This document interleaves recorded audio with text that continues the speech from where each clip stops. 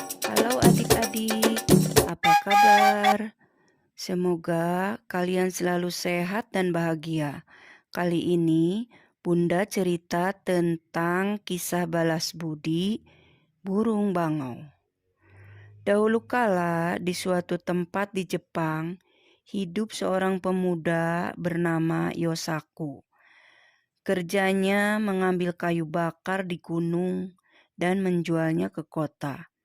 Uang hasil penjualannya dibelikannya makanan. Terus seperti itu setiap harinya.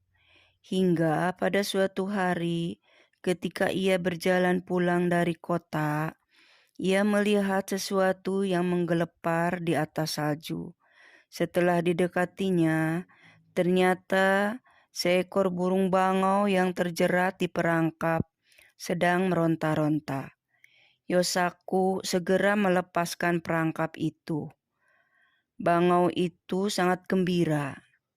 Ia berputar-putar di atas kepala Yosaku beberapa kali sebelum terbang ke angkasa. Karena cuaca yang sangat dingin, sesampainya di rumah, Yosaku segera menyalakan tungku api dan menyiapkan makan malam. Saat itu terdengar suara ketukan pintu di luar rumah. Ketika pintu dibuka, tampak seorang gadis yang cantik sedang berdiri di depan pintu. Kepalanya dipenuhi dengan salju. "Masuklah, nona gadis pasti kedinginan. Silahkan hangatkan badanmu dekat tungku," ujar Yosaku. "Nona mau pergi kemana sebenarnya?" tanya Yosaku.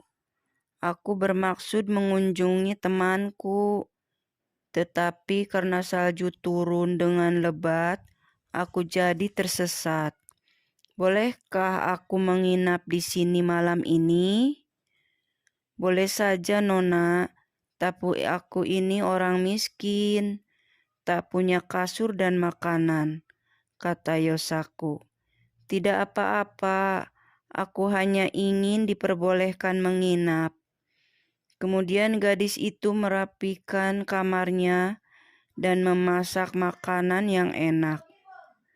Ketika terbangun keesokan harinya, gadis itu sudah menyiapkan nasi. Yosaku berpikir bahwa gadis itu akan segera pergi. Ia merasa kesepian. Salju terus turun dengan lebatnya. "Tinggallah di sini sampai salju reda." Setelah 5 hari berlalu, salju mereda. Gadis itu berkata kepada Yosaku, "Jadikan aku sebagai istrimu dan biarkan aku tinggal terus di rumah ini." Yosaku merasa bahagia menerima permintaan itu. "Mulai hari ini, panggillah aku Otsuru," ujar si gadis. Setelah menjadi istri Yosaku, Otsuru mengerjakan pekerjaan rumah dengan sungguh-sungguh.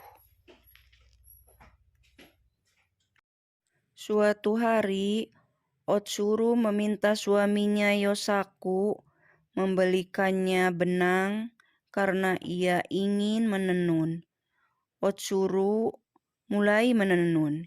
Ia berpesan kepada suaminya agar jangan sekali-kali mengintip ke dalam penyekat tempat Otsuru menenun. Setelah 3 hari berturut-turut menenun tanpa makan dan minum, akhirnya Otsuru keluar. Kain tenunannya sudah selesai. "Ini tenunan Aya Nishiki.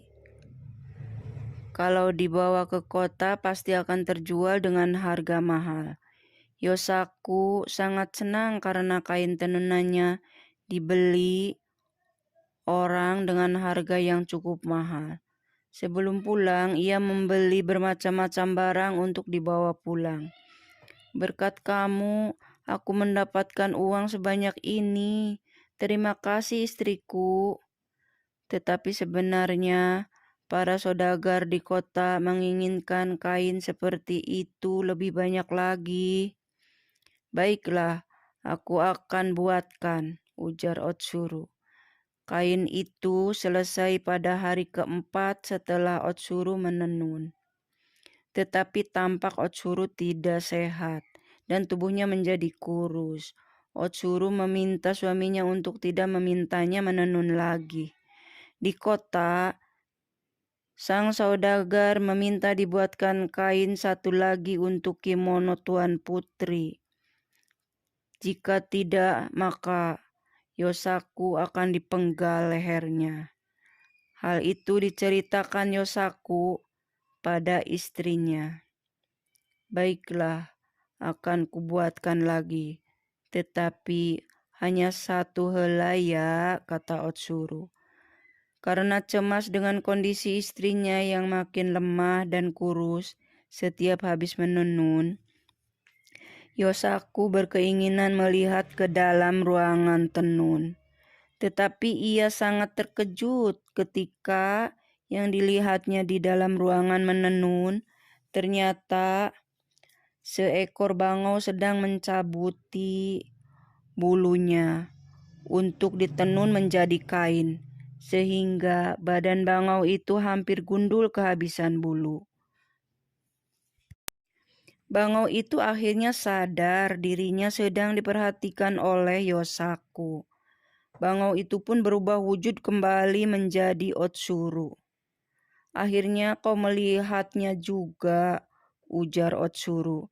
Sebenarnya aku adalah seekor bangau yang dahulu pernah kau tolong. Untuk membalas budi, aku berubah wujud menjadi manusia dan melakukan hal ini, ujar Otsuru. Berarti sudah saatnya aku berpisah denganmu, lanjut Otsuru. Maafkan aku mohon jangan pergi, kata Yosaku. Otsuru akhirnya berubah kembali menjadi seekor bangau. Kemudian ia segera mengepakkan sayapnya, terbang keluar dari rumah ke angkasa. Akhirnya, tinggallah Yosaku sendiri yang menyesali perbuatannya. Demikian adik-adik, semoga terhibur.